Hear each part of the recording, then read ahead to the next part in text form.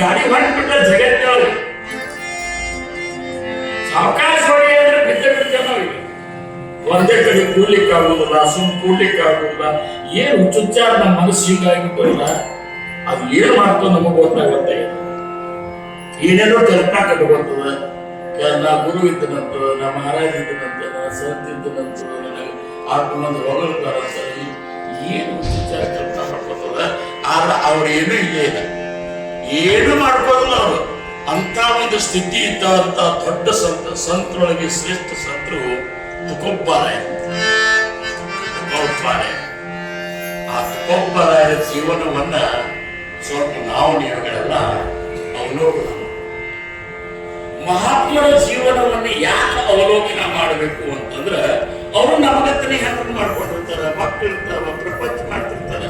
ಆದ್ರೆ ನಮ್ಮ ಪ್ರಪಂಚಕ್ಕೆ ಅವ್ರ ಪ್ರಪಂಚಕ್ಕೆ, ನಮ್ಮ ಪ್ರಪಂಚದೊಳಗಿರುವಂತ ನಮ್ಮ ಮನಸ್ಥಿತಿಗೆ ಅವ್ರ ಮನಸ್ಥಿತಿಗೆ ಇಷ್ಟು ಫರಕ್ ಇರ್ತದಲ್ಲ. ಅವ್ರು ಹೆಂಗಿರ್ತಾರ ಅಂದ್ರೆ ತುಂಬಾ ಹುಡುಗತೆ ಇರ್ತಾರ ಪ್ರಪಂಚದೊಳಗೆ. ಕೆಸರಾಗೆ ಆಡ್ತಾ ಅಂತದ್ದು ಜಗುವರ ಮೈ ಕೆಸರು ಹಚ್ಕೋದು.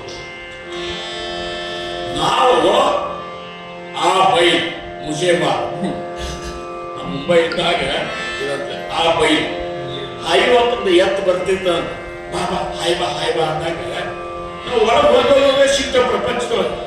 ಸುಮ್ಮನೆ